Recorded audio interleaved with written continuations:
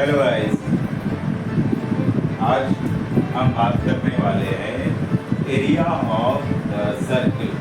क्यों हम उसे पाई आर स्क्वायर से फाइंड आउट करते हैं, आइए जानेंगे कि पाई आर स्क्वायर ही क्यों।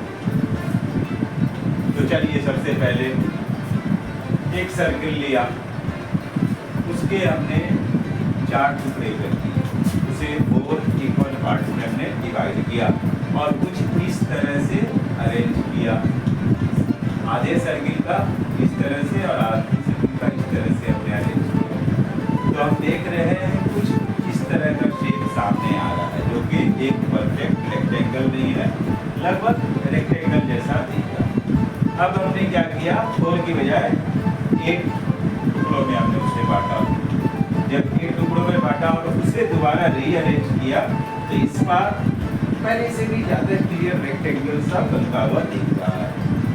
फिर भी अभी पूरी तरह से रेक्टेंगल नहीं बना है। चलिए, अब हमने और उसे 8 की बजाय 16 टुकड़ों में बांटा, ठीक है। तो हम देख रहे हैं उससे भी ज़्यादा क्लियर ये रेक्टेंगल जैसा बनता जा रहा है। इसी तरह से 32 टुकड़ों में बांटा, 64, 128, तो वो और क्लियर होता चला जाएगा। अगर हम किसी सर्किल को इनफाइनाइट टुकड़ों में बांटे, अनंत टुकड़ों में बांटे और उन्हें फिर दोबारा इस तरह से रीअरेंज करें, तो हमें एक साफ साफ रेक्टेंगल सा बनता दिखेगा।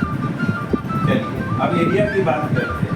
अगर हमारे सामने स्क्वायर हो, रेक्टेंगल हो, तो इन सब का एरिया फाइंड आउट करना आसान है। L into B, side into side करके हम एरिया निकालते हैं। सर्किल की बात आती है तो सर्किल में भी हमें यही लॉजिक दिया गया है। जब उनको हम इनफाइनाइट टुकड़ों में बांटते हैं और रीअरेंज करते हैं तो इस तरह से हमें मिलता है एक रेक्टेंगल। इस रेक्टेंगल में एल और बी। एल क्या है, किसी भी सर्किल का जो सर्कमफेरेंस होता है वो होता है 2 पाई आर। तो सेमी सर्कमफेरेंस क्या हो जाएगा, 2 पाई आर का हाफ पाई आर, क्योंकि हम हर सर्किल के आधे को एक तरफ से अरेंज कर रहे हैं और आधे को दूसरी तरफ से, यानी यहाँ से लेके यहाँ तक जो है सेमी सर्किल को अरेंज किया गया। इसका मतलब सेमी सर्किल, तो इसकी लंबाई यहाँ से यहाँ तक जो है वो हो गई पाई आर। एल की जगह पे हमने पाई आर मान लिया।